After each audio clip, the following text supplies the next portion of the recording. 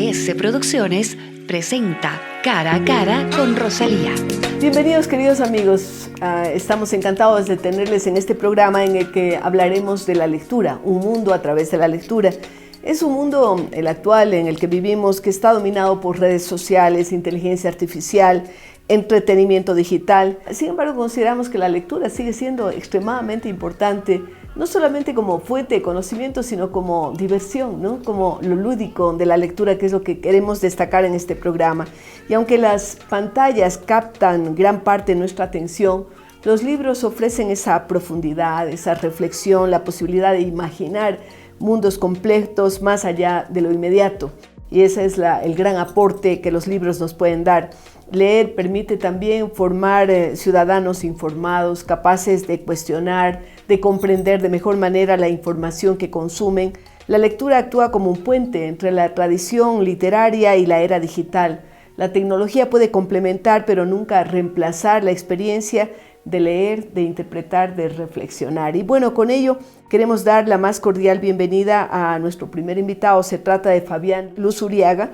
Él es presidente de la Cámara Ecuatoriana del Libro, tiene una formación académica, una licenciatura en Administración de Empresas con un minor en Finanzas. Se ha destacado en el sector editorial ecuatoriano por más de 35 años, con una trayectoria vinculada a la administración, distribución, comercialización y promoción del libro. Se ha desempeñado como director de negocios de la Universidad San Francisco de Quito, gerente general del Libro Express, Lectorum, director del Fondo de Cultura Económica del Ecuador en su época, y actualmente también es propietario de una librería, de Owl, el búho, ¿no? Aquel que lee en las noches. Bueno, Fabián, bienvenido a este programa.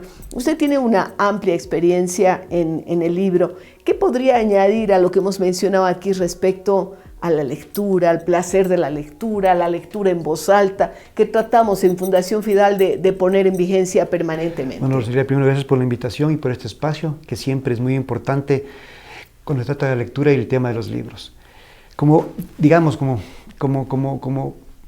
añadir algo de lo que tú mencionaste en la introducción, hoy por hoy el libro en nuestro país la lectura en nuestro país está creciendo. Así está creciendo, es una muy buena noticia. Tenemos nuestras cifras, nuestros propios medidores, nuestros propios indicadores, que tal vez varían un poco con el tema oficial, pero hoy por hoy tenemos una gran producción de literatura infantil, una gran producción de literatura juvenil. Y muchos éxitos, además con escritoras sobre todo. Sí, ¿verdad? en el tema ya, de interés general, de literatura en general, tenemos una nueva camada de escritoras que están, llevando el nombre ecuatoriano. Están llevando nuestro nombre muy alto y ganando premios. Nuestra literatura está viajando, estamos en países como España, estamos como en México, que tiene una gran cantidad de lectores. En las ferias de libros hay una buena presencia. Bueno, como Cámara Ecuatoriana del Libro, nuestra principal misión es hacer que las letras viajen. Tenemos dos ferias muy importantes, que son la Feria de Bogotá, que es en el mes de abril, en Colombia, y tenemos la Feria de México en Guadalajara, sí, que son, dos hitos importantísimas en las letras. Y bueno, nuestra misión es hacer que los libros de la producción nacional, de autores nacionales, salgan y se lean y se vean.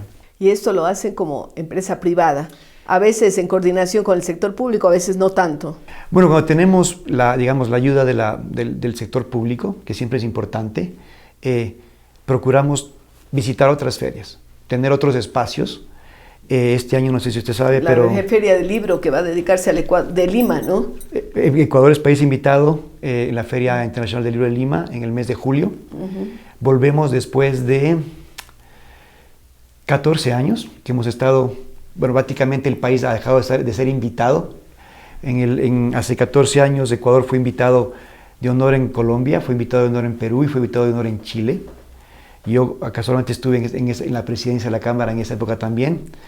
Y bueno, la lectura es muy importante, es sumamente importante porque también es una demostración de cómo se expresa un pueblo. El libro se vuelve un instrumento de ese intercambio de vivencias, de ese intercambio de pensamiento que la gente básicamente expresa a través de la escritura. Hay un sistema en el Ecuador que viene de larga data que hace que la lectura en las escuelas y colegios se sienta como una obligación, pero no como un placer. ¿Cómo pueden ustedes, como Cámara, incidir en los profesores de literatura del país? Bueno, yo creo que esa es una idea un poco, bueno, equivocada. Hoy por hoy la mayoría de colegios tiene un plan lector, ¿sí? Una malla curricular diferente. Atractiva. Ya no se lee lo que de pronto solo los clásicos, nosotros leíamos hace 30 claro. años, que estábamos, digamos, superditados a cierto tipo de libros. Y también la producción de literatura infantil ahora es muy variada. O sea, se ha diversificado mucho. Muchísimo. Entonces tenemos una gran cantidad de autores de literatura infantil que escriben sobre diversos temas y notamos que los niños y los jóvenes se han sentido atraídos por esto. Leen de manera diferente, ya no leen por obligación, leen por gusto. Por devoción, diríamos. Sí, claro. Y es un hábito que se adquiere de niño, digamos. Por eso creemos entonces que hay una incidencia en el mejor hábito lector de los ecuatorianos. Sí, están creciendo, digamos, los niños y los jóvenes es el lector de mañana, ¿no? Digamos, es el lector del futuro, que cambian la literatura juvenil ya por algo más, digamos, no diría más serio, sino por otro tipo de género de literatura, otro tipo de género.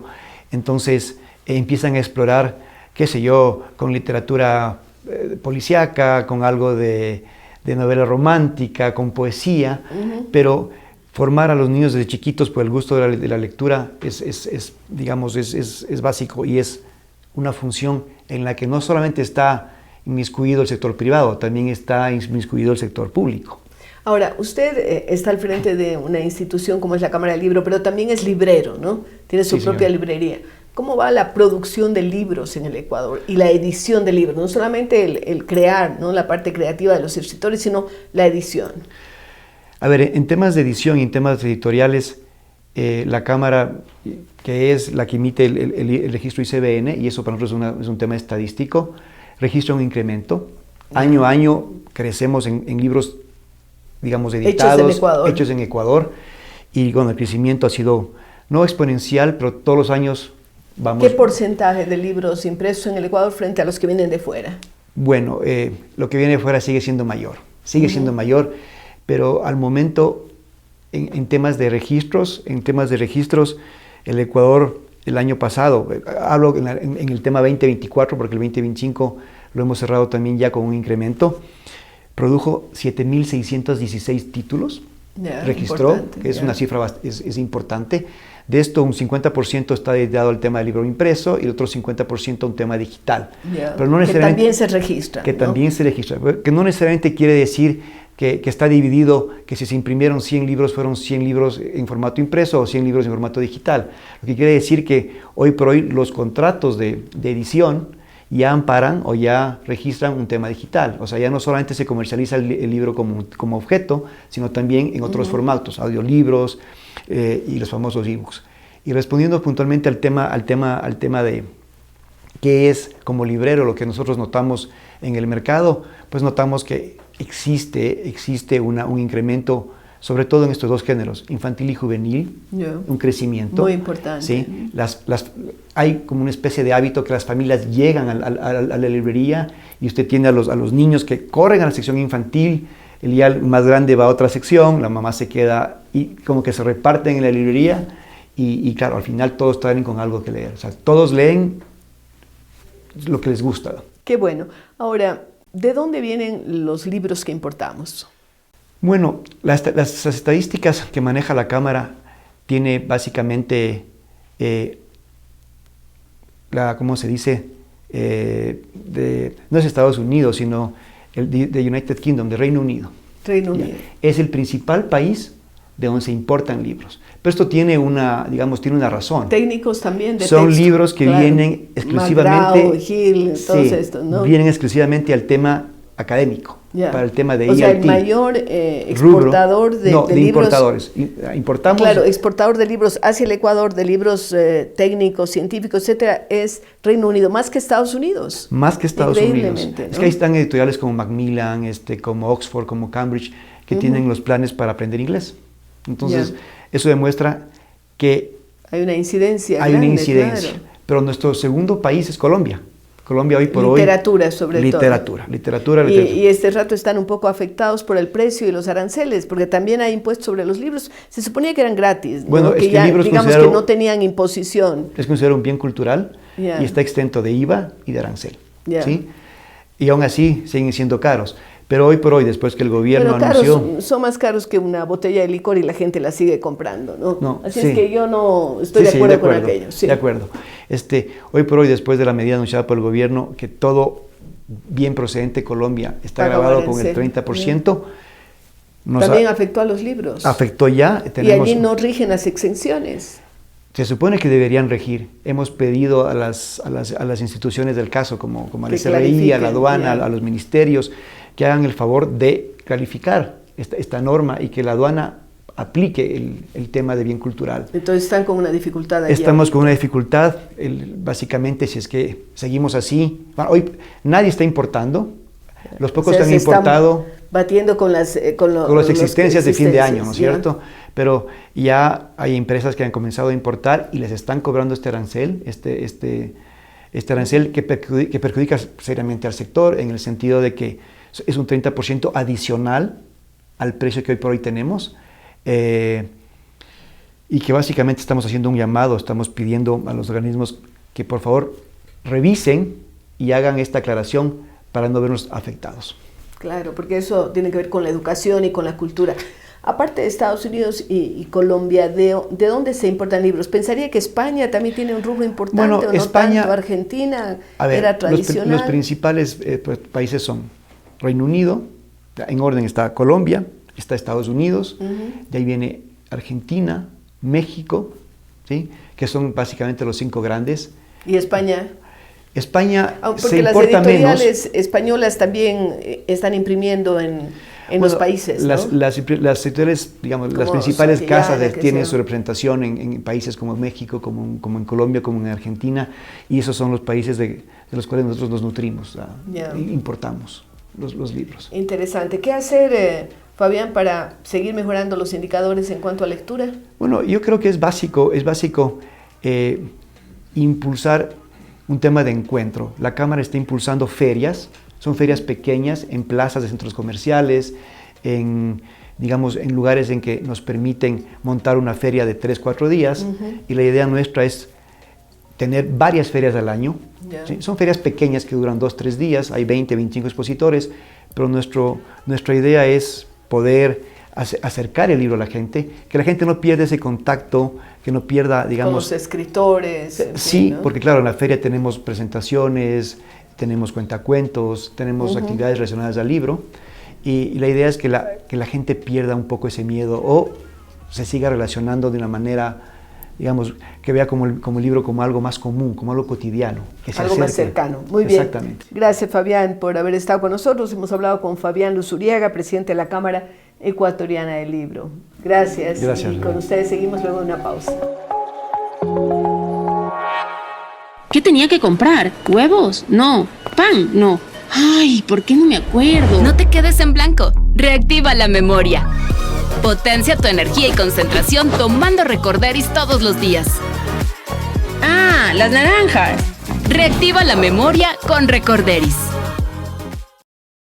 Queridos maestros y maestras ecuatorianos y de toda Iberoamérica, estamos en la convocatoria de la 18ª edición del concurso de excelencia educativa a nivel nacional y 13ª iberoamericana. Queremos invitarles a ustedes, maestros de escuelas, de colegios, de instituciones educativas, que puedan participar en este concurso que lo estamos convocando con mucho entusiasmo.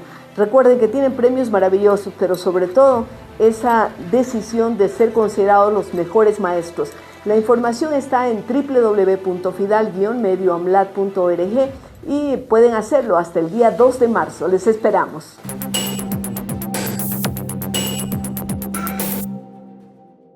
Aquí crece el verde por todas partes y por eso lo usamos para todo. Pero el agua era escasa. Había que dejarla que se asiente 3 días porque venía muy sucia. Ahora todo ha cambiado. Abrimos la llave y a cocinar se ha dicho. algo tan pequeño ha transformado la vida y la salud de mi familia para siempre. Sumar Juntos es un programa de Banco Pichincha que lleva agua potable a comunidades rurales. Confianza es creer que el agua cambia vidas. Banco Pichincha, en confianza.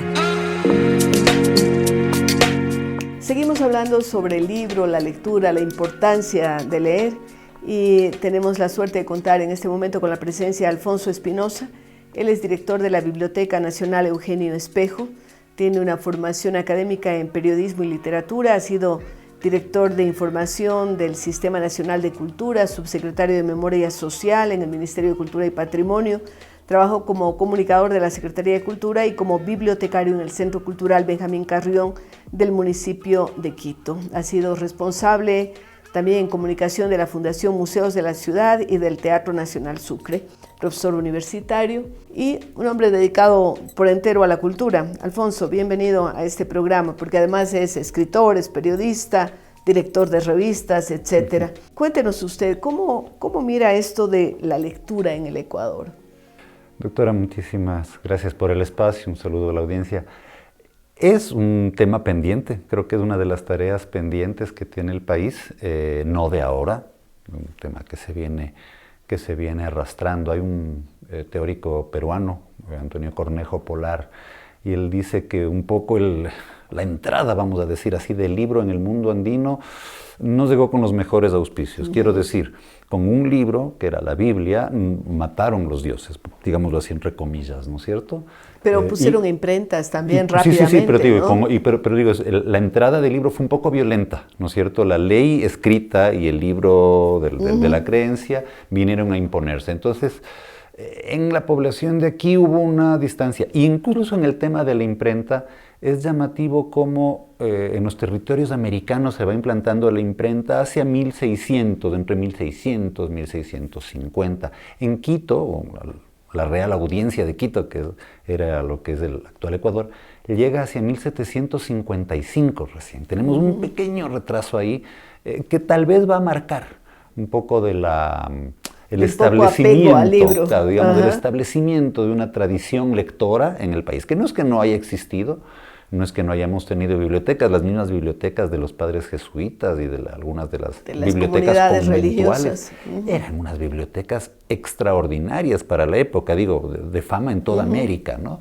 La de los jesuitas, la del convento de la Merced, que es magnífica, de Santa Clara, en Santa Catalina, qué sé yo, eran fondos muy buenos.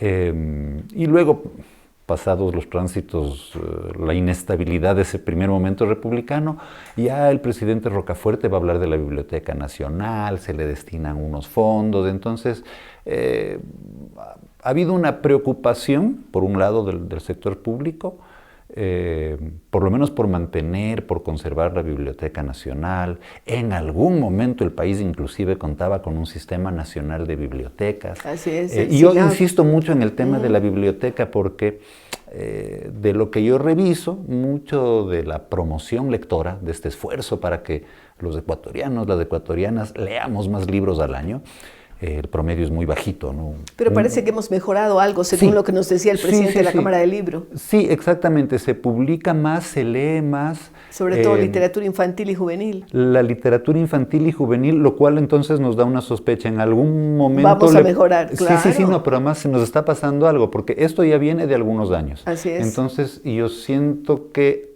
estamos perdiendo el lector, ¿no? Lo enganchamos de niño, de niñita, le encantan los cuentos de la Fernanda Heredia, de la Graciela Elrech, ¿no es cierto? Y van leyendo y lo descubren al Hernán Rodríguez Castelo y qué sé yo, nuestros autores infantiles tan bonitos, tan ricos, van llegando al infanto juvenil y en algún punto como que les perdemos el rastro, ¿no es cierto? ¿Será que les estamos vacunando contra los libros, exigiéndoles a veces unas lecturas? Creo, no sé, yo sí tengo una teoría y es que está muy escolarizado el tema de la lectura, ¿no es cierto? La lectura que está muy bien, es un nivel de la lectura, como herramienta para aprender, como herramienta para conocer. Pero la parte lúdica. La parte lúdica, la parte del disfrute, del placer lector, esa creo que es la que nos falta reforzar. Ahora, por un lado se dice que se lee menos, qué sé yo. Yo lo que veo es que todo el mundo anda en el Está celular leyendo. y está Así leyendo. Así es. Luego y está podríamos escribiendo discutir, a veces tonterías, pero está escribiendo. podemos ¿no? discutir, exacto, la calidad de los contenidos, pero sí hay un ejercicio lector. Entonces, más bien yo creo que hay algunos retos ahí, ¿no es cierto? ¿Cómo accedemos a esa cultura del dispositivo?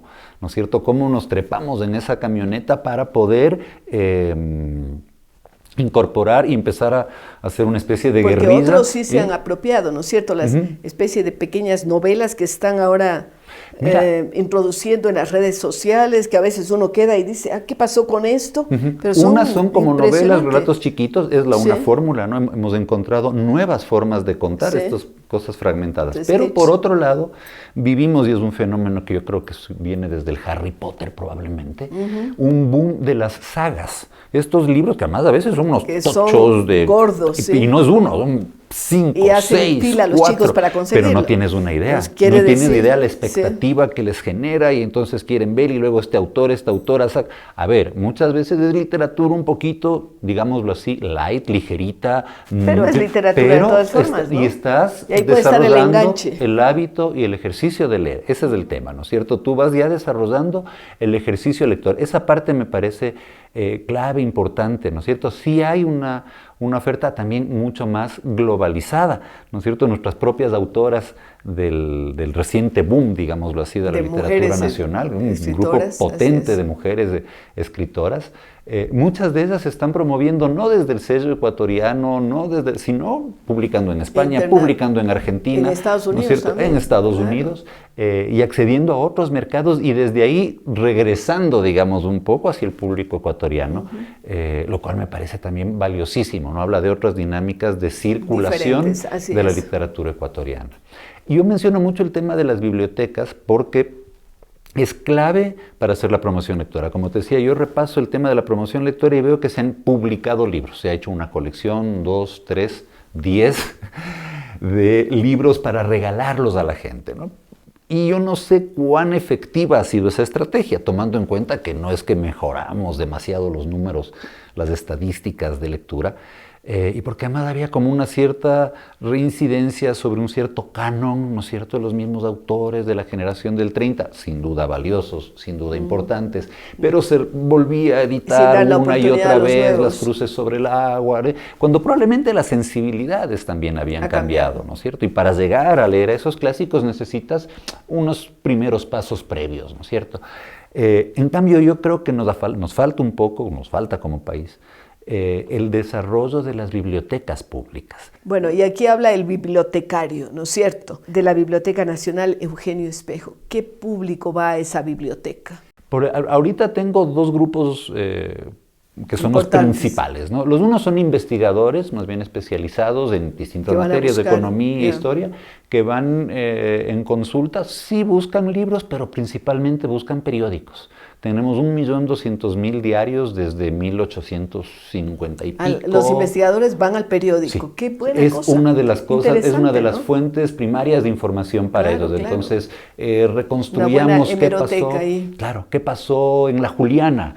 Entonces, leer los periódicos en caliente de esos días, cuál era la discusión en los editoriales. Esos son los que van a la biblioteca y leen allí, en y la biblioteca. van a investigar allí, ¿no es cierto? Ya. Luego tengo, desde el año pasado en especial, que hemos abierto un espacio de biblioteca para guaguas, tengo eso, un público infantil que sí, las primeras semanas eran por goteo, de 8, de 10 en 10. No, ahorita ya tengo cerca de 400 usuarios mensuales en esta ludobiblioteca.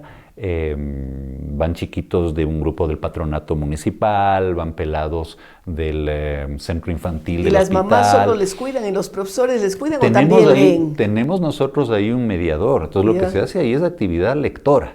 Entonces, bueno, por un lado un espacio muy bonito de colores, con sillones así pintarrajeados y tal y cual, muy activo, muy estimulante para los guaguas.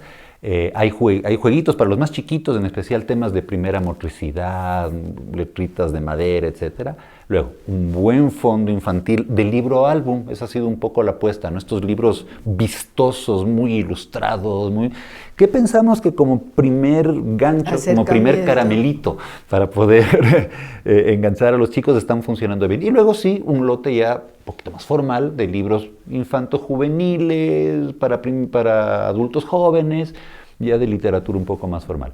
Y se desarrollan distintas actividades, ¿no? Cuando son muy chiquitos, el mediador pues les hace una lectura activa, a veces con títeres, qué sé yo, con recursos, y se les hace luego hacer actividad a los muchachos, ¿no? La idea es que lean y luego trabajen a partir de lo que han leído, ¿no? de lo que vieron o de lo que leyeron. Claro, y de ahí se les deja estar, y muchas veces para muchos peladitos, dependiendo a veces especial de escuelas populares y tal, no han tenido contacto con el libro como cosa, como objeto.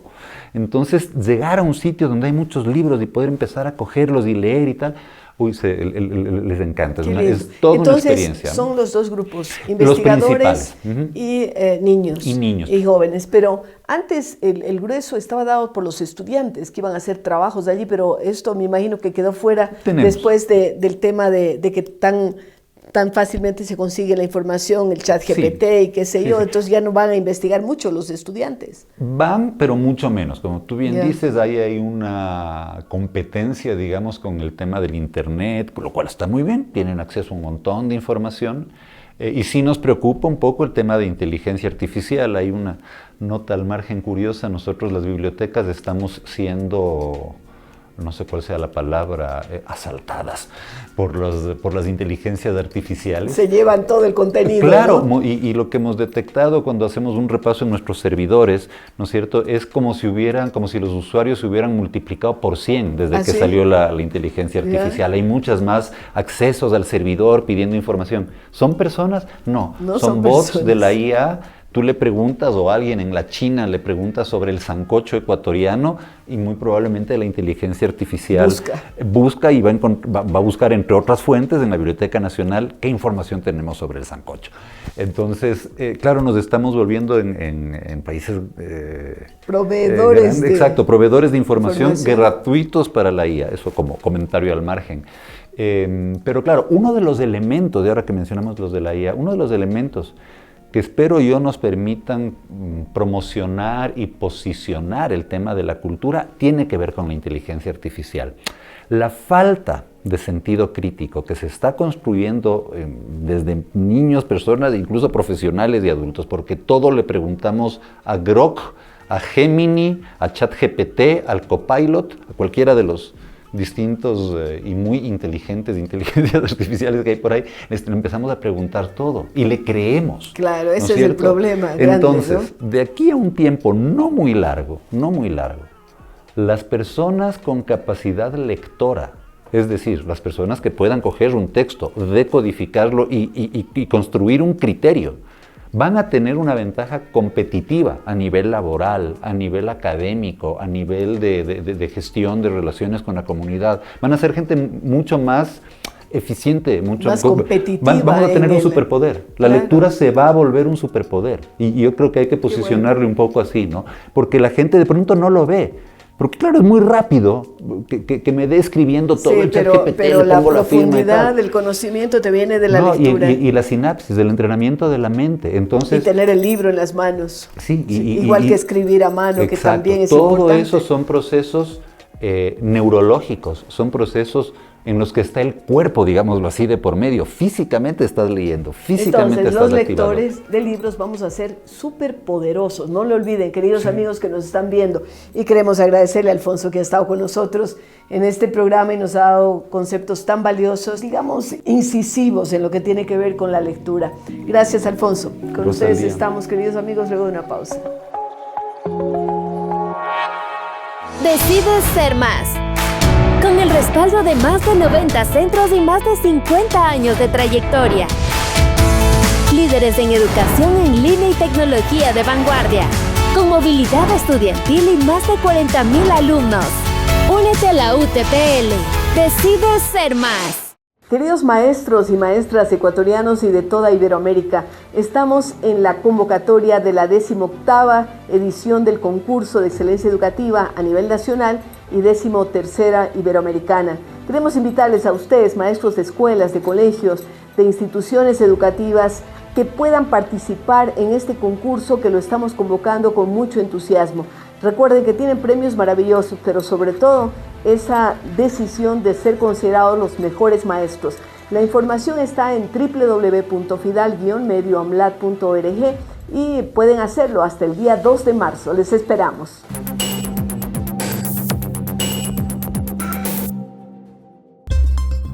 Información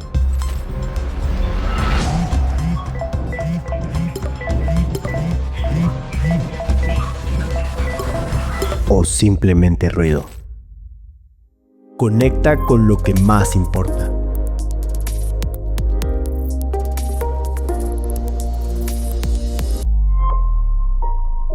La hora.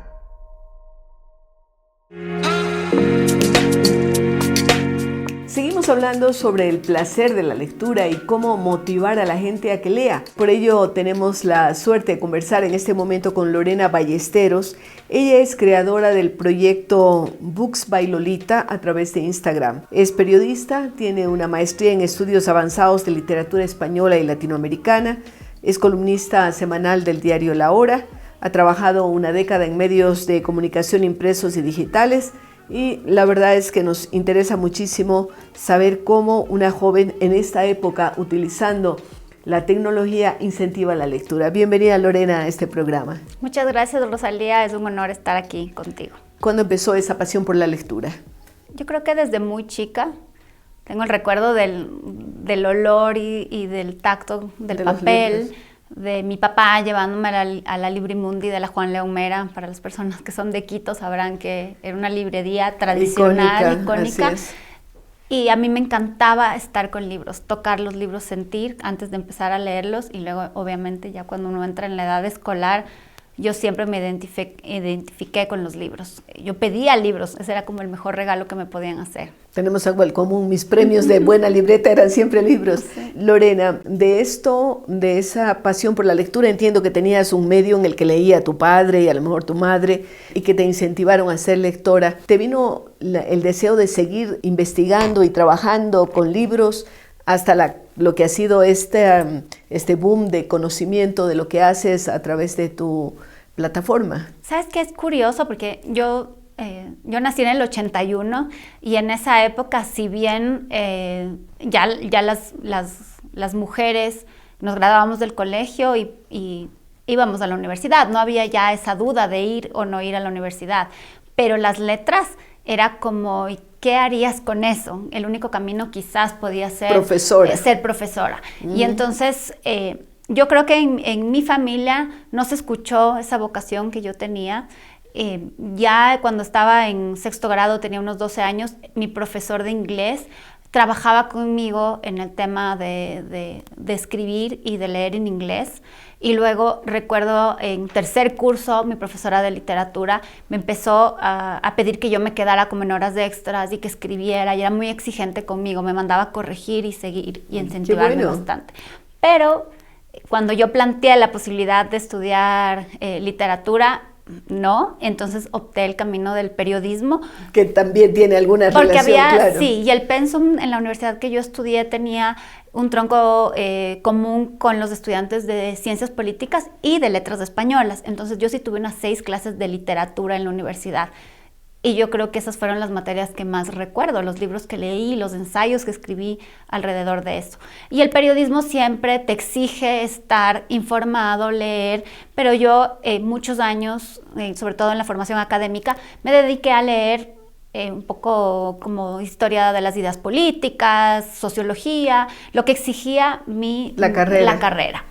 Pero la literatura, el leer como una diversión, estaba siempre latente en ti. Siempre estuvo latente desde que era niña y me leía estas series de misterio, de suspenso también. ¿Y novelas? Novelas. Yo empecé como a acercarme a la literatura latinoamericana con Isabel Allende y con Gabriel García Márquez. Entonces yo muchos años leía únicamente como boom y post-boom. sin entender como el movimiento que había detrás, sino solo como que había una afición de leer a los latinoamericanos. Y fue después de muchos años en que decidí profesionalizarme y pude hacer una maestría a distancia, ya en la época de digamos como en un post-pandemia, cuando ya había lanzado mi proyecto de Books by Lolita en Instagram, que empezó como una pasión, como un hobby. ¿Y lo de Lolita? Es curioso porque, claro, a mí muchas por Lorena me decían Lo, y algunas personas me empezaron a decir Lolita, y luego como que Lolita era este personaje literario. Claro, literario. Y entonces yo decía, en mí viven muchas mujeres, y sobre todo una vez que fui madre, fui explorando lo que era ser madre, lo que era ser la profesional y también lo que era ser mujer, y esa mujer que imaginaba mucho y vivía muchas vidas a través de los libros. Y ahí fue como que conecté era Lolita. Y quedó Lolita, sí. Qué bien. Entonces empiezas a escribir sobre los libros que ibas leyendo. Eso es lo que hiciste. Exactamente. Yo les tomaba una foto y ponía un comentario de texto breve sobre mi impresión del libro, por qué lo recomendaba o no lo recomendaba, de qué trataba, pero no me quedaba únicamente en la sinopsis, sino que había como algo muy personal con el comentario del libro. Y entonces esto comenzó en mi red personal de Instagram, pero yo sí era cuidadosa de ver a quién permitía que me siguiera, y decidí que iba a ser una cuenta de libre acceso para hablar exclusivamente de libros, y en la que yo no interferiera un poco con el contenido personal que uno puede subir. Ya solo de libros. Solo de libros. Y la gente empezó a seguirte. Y la gente empezó a seguirme, pero claro, yo abrí esta cuenta en el 2020 en la pandemia, y uno tiene, no sé, 20, 25 seguidores, 100. Para mí era, wow, hay gente que no conozco que me está siguiendo. Y que te pone comentarios también. Y que empecé y que a interactuar. A lo mejor te pregunta también. Empecé a hacer amigas, y eso es una de las cosas más lindas que me ha dejado la literatura y la lectura, que es que ahora yo creo que si yo viajo a Argentina, a Guatemala, a México, voy a encontrar una comunidad lectora. Me ha pasado incluso dentro del país, que cuando he ido a las 2 últimas ferias de Internacional del Libro de Guayaquil, ya hay una comunidad que te espera y que te dice, ay, vas a estar en Guayaquil, y hay esta identidad de ir juntas a las charlas, y nos conocemos únicamente a través de lo virtual. ¿Y los libros favoritos tuyos ahora que estás ya más madura, que has experimentado y has visto y has leído mucho? Es una pregunta siempre tan difícil de responder, porque yo creo que nunca voy a dejar de llevar en mi corazón La Casa de los Espíritus de Isabel Allende, porque con ese hice un clic tanto con la literatura como con el periodismo. Pero después, por temas de estudios, me encantó descubrir estas narradoras argentinas como Mariana Enríquez. Y Mariana Enríquez me llevó a leer a Mónica Ojeda, que es nuestra escritora ecuatoriana. Que realmente tienen mucho poder, mucha fuerza en su narrativa, que puede incomodar, que puede no ser un poco truculenta a veces, sí, ¿no? Y que me sorprendió a mí sentirme conectada con esa literatura. Pero yo soy como muy versátil, a mí me gusta leer de todo. Y ahora hay un libro que lo tengo guardado en el corazón porque lo leí hace 4 años e hice una relectura para clubes de libro, que se llama El murmullo de las abejas, de Sofía Segovia, y está contado como una fábula que utiliza cierta estética del realismo mágico, pero que realmente es una historia sobre los valores familiares y la relación que tenemos los latinoamericanos con la tierra.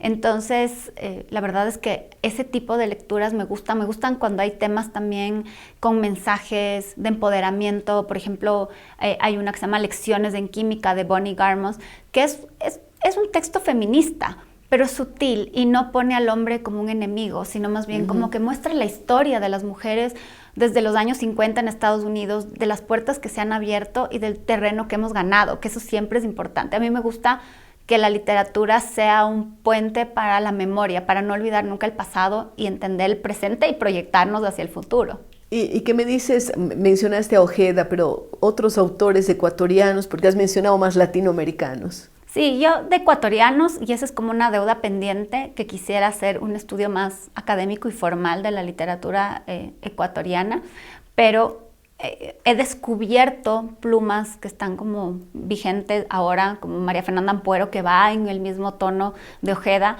pero también, por ejemplo, he leído mucho a Íñigo Salvador, he leído las 2 novelas que ha publicado y me me he sorprendido con esta interpretación de la batalla de independencia y qué lindo que se pueda contar este episodio tan importante a través de la literatura. También he compartido en varias ocasiones con Oscar Vela y lo descubrí como cuentista y de verdad que me gustó mucho ver a Oscar en esa faceta de cuentista. Con Carlos Cabrera, o sea, he explorado más como lo contemporáneo.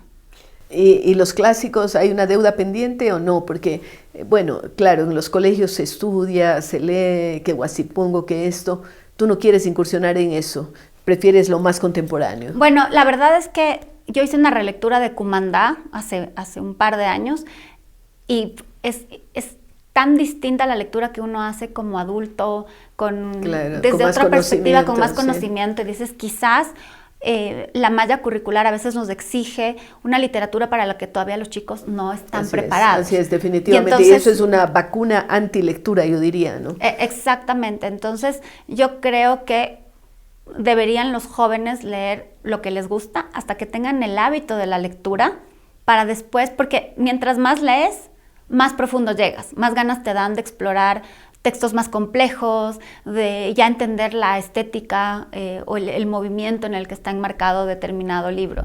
Pero cuando tienes 14 o 15 años, no conectas con eso, más ahora que estamos en una época muy digital. Ahora, tus seguidores en tu columna de Instagram, ¿son más hombres, más mujeres? Yo creo que hay un equilibrio. Sí podría decirte que quizás de las interacciones y de los comentarios, mensajes, hay como un 60% quizás de mujeres, pero sí hay un interés de hombres. Y en el momento en que yo empecé a abrir clubes de lectura, que ese es el otro desprendimiento que viene de estas interacciones. Por ejemplo, en el club virtual, que somos alrededor de entre 35 y 40 miembros activos, hay un porcentaje pequeño de hombres, serán unos 5 o 6 hombres que participan, pero para mí esa participación es importantísima, porque es una lectura distinta y hay un intercambio de ideas súper interesante entre hombres y mujeres. Y ahora estoy con un proyecto de un club de libro que se llama Club de Libro Itinerante y que el objetivo es ir visitando cada mes una cafetería que tenga un tono cultural o una librería que sea nuestra anfitriona de la reunión. Y en ese estamos como un 60-40 también en proporción de hombres y mujeres y de muchas edades. Así como tengo un señor que bordea los 80 años, tengo un chico que tiene 25 y todos estamos reunidos con el propósito de leer un mismo libro e intercambiar ideas. Desde cuando empezaste en el 21, ¿has notado un incremento en las ganas de hablar sobre libros? Sí, yo creo que las plataformas de redes sociales tienen siempre lo bueno y lo malo. Y si es que hay como buen contenido, es como la vía para poder hablar de muchas cosas. Y creo que el que se hable más de libros en YouTube, en Instagram, en Facebook y en TikTok, yo no tengo cuenta de TikTok, pero sé que ayuda a promover y la gente le da curiosidad. Por lo menos hay una intención de. Pero yo sí me doy cuenta que en los últimos años, si bien se ha subestimado el tema de la lectura y nos reconocen como un país que no lee poco, que no lee demasiado, sí creo que hay una reconexión con el libro y que además se está desmitificando esto de que leer es aburrido, de que encajas en un estereotipo como de ratón de biblioteca, de una persona aislada, aburrida, que no tiene conexiones sociales, que busca refugio en los libros porque no sabe hacer otras cosas, porque no sabe cómo comunicarse exactamente. Ahora, ¿cuántos clubes de lectura estás manejando ahorita? Actualmente ya lo haces de manera profesional. Ya son 8 clubes de libro mensuales y son en distintas, digamos, como distintos formatos. Unos son virtuales, otros son presenciales, pero algunos presenciales que no son abiertos a todo público, sino que representan a ciertas instituciones y yo me encargo de la coordinación y moderación. Y eso ha hecho que pueda justamente conectar con mi maestría de estudios avanzados de literatura para poder diseñar que no sea como un club cualquiera. O sea, esto no es leemos el libro y nos sentamos a tomar un café y a charlar libremente, sino que yo preparo una clase en la que les hablo sobre el autor o autora, que contextualizo la obra, a veces me voy por la estructura para entender cómo fue la estructura narrativa o los temas o el movimiento en el que está inmersa, y entonces les dejo a los participantes con una especie de clase de literatura que luego voy conectando. Entonces yo siempre voy regresando. Como cuando leímos en esta lectura, recuerdan, hablamos de, por ejemplo, de la estructura de un thriller, ahora vamos a ver la novela policíaca y cómo se deriva de ese género. Entonces la idea es que quienes participan también aprendan y eso les ayuda a soltarse para luego hablar de la reflexión personal. ¿Quién elige los libros de los clubes de lectura? Los elijo yo, pero en algunos que ya vamos como más de un año leyendo juntos, ya tengo como unos incentivos de decir, bueno, la persona que termine el libro primero me manda un mensaje por interno y va a poder hacer una propuesta y hacemos una terna y votamos entre todos a fin de mes. Qué bien. Bueno, a mí me encanta saber quién está estimulando la lectura y que lo hace de esta manera actual, pero al mismo tiempo preservando el hábito de la lectura. Queremos agradecerte, Lorena o Lolita, no sé. Bueno, en todo caso ha sido muy grato conversar contigo. Queridos amigos, regresamos luego de una pausa. Aquí crece el verde por todas partes y por eso lo usamos para todo. Pero el agua era escasa. Había que dejarla que se asiente 3 días porque venía muy sucia. Ahora todo ha cambiado. Abrimos la llave y a cocinar se ha dicho. Algo tan pequeño ha transformado la vida y la salud de mi familia para siempre. Sumar Juntos es un programa de Banco Pichincha que lleva agua potable a comunidades rurales. Confianza es creer que el agua cambia vidas. Banco Pichincha, en confianza. Queridos maestros y maestras ecuatorianos y de toda Iberoamérica, estamos en la convocatoria de la 18ª edición del concurso de excelencia educativa a nivel nacional y 13ª Iberoamericana. Queremos invitarles a ustedes, maestros de escuelas, de colegios, de instituciones educativas, que puedan participar en este concurso que lo estamos convocando con mucho entusiasmo. Recuerden que tienen premios maravillosos, pero sobre todo esa decisión de ser considerados los mejores maestros. La información está en www.fidal-medioamlat.org y pueden hacerlo hasta el día 2 de marzo. Les esperamos.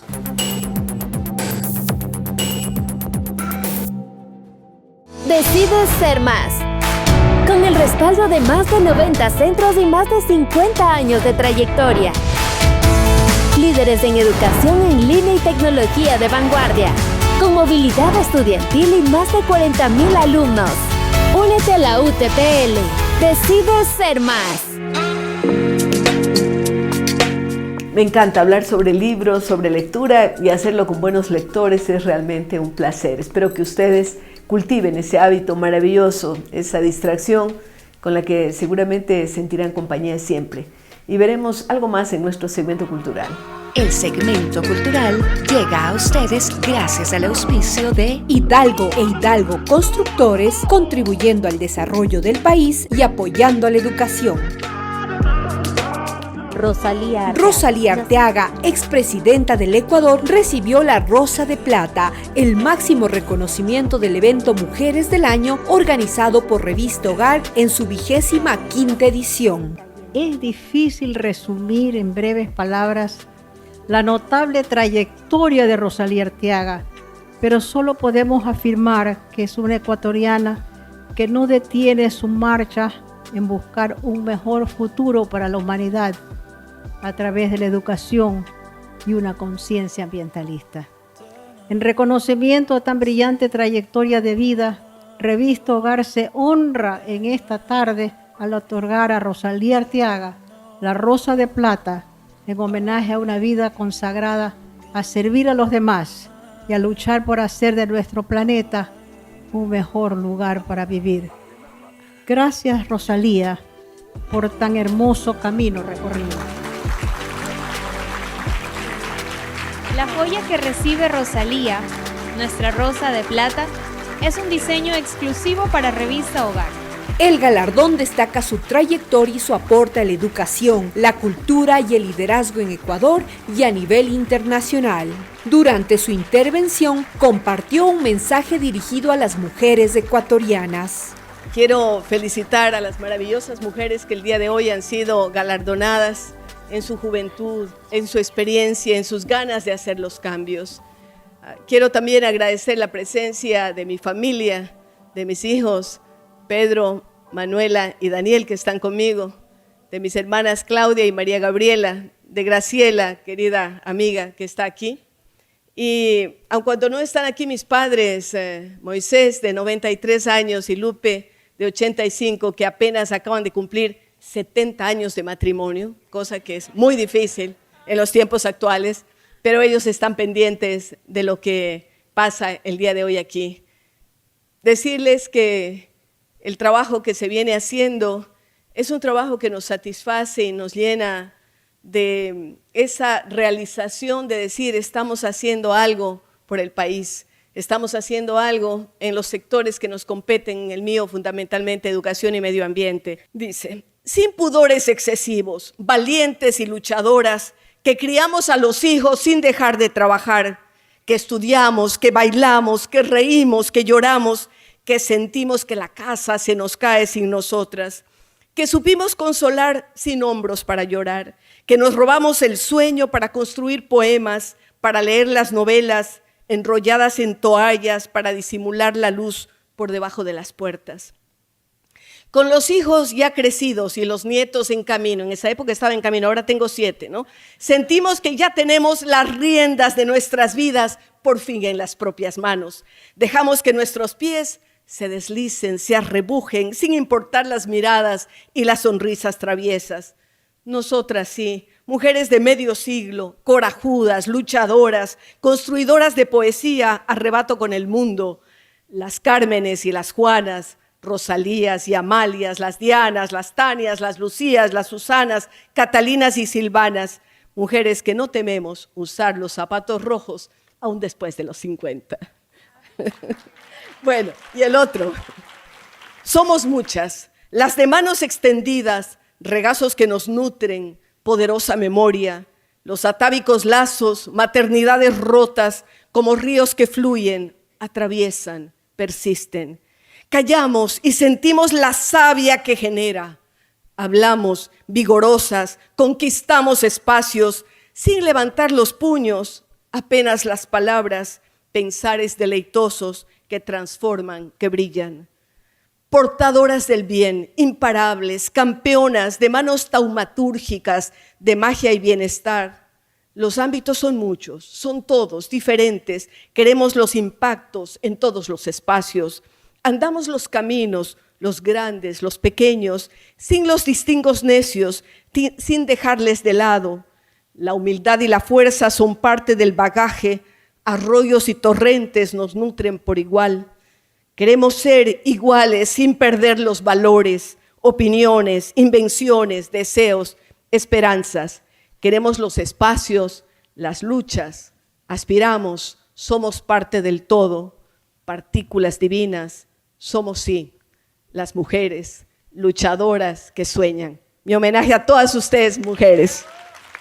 La distinción reafirma su legado como una de las figuras femeninas más influyentes del país.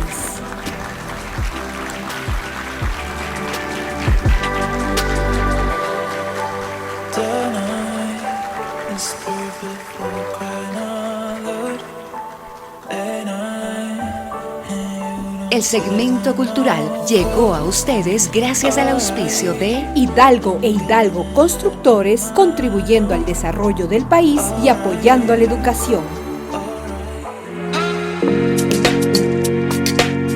Les invitamos a que nos acompañen en el Club de las Abuelas y que disfruten de estas anécdotas e historias que les comunicamos junto con nuestros invitados. El Club de los Abuelos llega gracias al auspicio de Reactiva la memoria con Recorderis. Hola, soy Enrique Aguilar Montalvo y bueno, soy un abuelo y un bisabuelo feliz. Tengo 6 nietos y un bisnieto. Mucha gente piensa que soy joven, seguramente será una apariencia, pero no. He vivido bastante y soy una persona muy feliz con mis nietos, a los cuales adoro, y en particular a mi bisnieto, que lo siento muy de cerca en mi espíritu y en mi alma. Jugar como un niño. Yo juego como un niño con ellos, ¿no? Lamentablemente ellos ya no viven aquí porque el mundo moderno hace que se separen las familias hoy en día y mis nietos ya están fuera, todos viven fuera, unos en Portugal, otros en Londres, otros por allá, y nos hemos aislado un poquito. Pero cuando eran chicos, pues jugábamos de igual a igual. Yo les hacía tantas travesuras como ellos a mí. Entonces yo creo que eso es lo hermoso en la vida, el volver a ser niño, el volver a jugar con ellos y el empezar a querer de distinta manera. Es el nacimiento de un nuevo amor. Los nietos y los bisnietos es un nuevo árbol que uno siembra en la vida de un distinto amor. Mucho más profundo, mucho más entero, mucho más íntegro. El Club de los Abuelos llegó gracias al auspicio de Reactiva la memoria con Recorderis. ¿Qué tenía que comprar? ¿Huevos? No. ¿Pan? No. Ay, ¿por qué no me acuerdo? No te quedes en blanco. Reactiva la memoria. Potencia tu energía y concentración tomando Recorderis todos los días. Ah, las naranjas. Reactiva la memoria con Recorderis.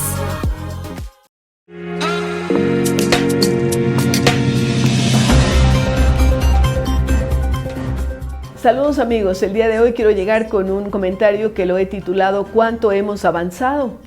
Al calor de las celebraciones del mes de marzo para conmemorar el 8, el Día Internacional de la Mujer, vale la pena refrescar los avances conseguidos, pero también enfatizar hasta dónde hemos llegado y qué nos hace falta por alcanzar. Sabemos que el camino es largo y muchas veces lleno de dificultades y que lo que hemos alcanzado las mujeres a lo largo de nuestras vidas y luchas no es gratis. Ha significado esfuerzos, sacrificios permanentes y ganas de salir adelante.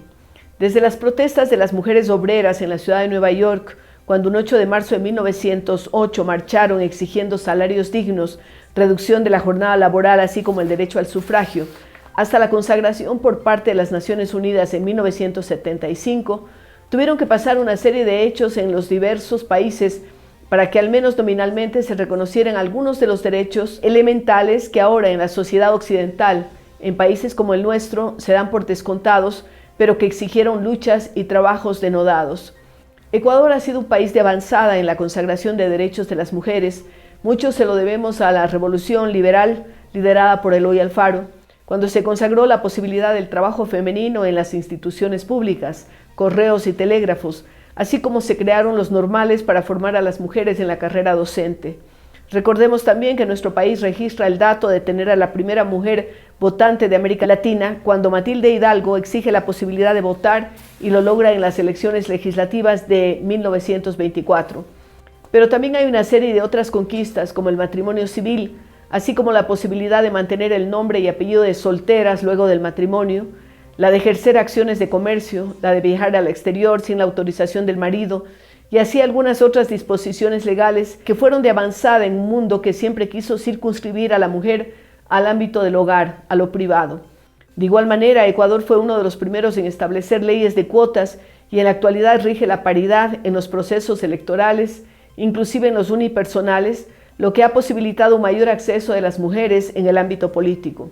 Sin embargo, de todos los avances legales, todavía distamos de una igualdad en la práctica y la discriminación se produce en los diferentes espacios con la presencia de lacras dolorosas como el embarazo adolescente, la desnutrición infantil, los femicidios y feminicidios, por la que si bien hemos avanzado mucho, todavía nos quedan espacios por conquistar. Gracias por escucharme.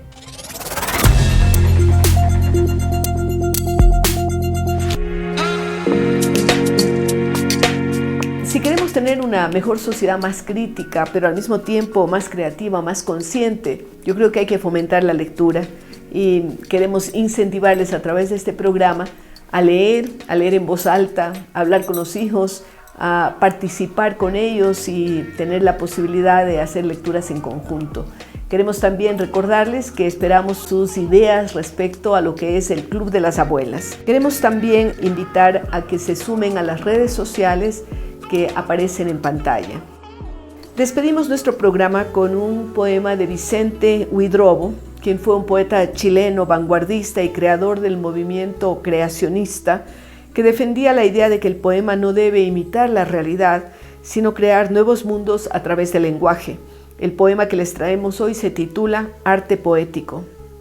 Que la poesía sea como una llave que abre 1000 puertas, una hoja cae, algo vuela, que todo lo que el ojo ve sea creado y el alma del oyente tiembla.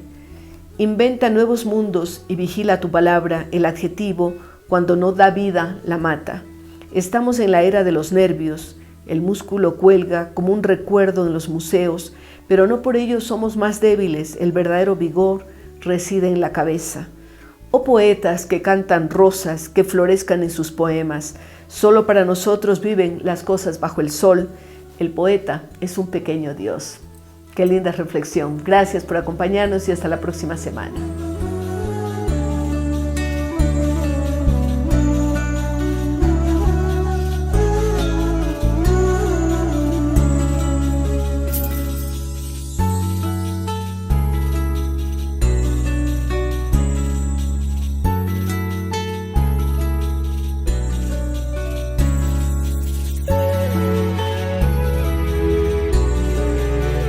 AS Producciones presentó Cara a Cara con Rosalía.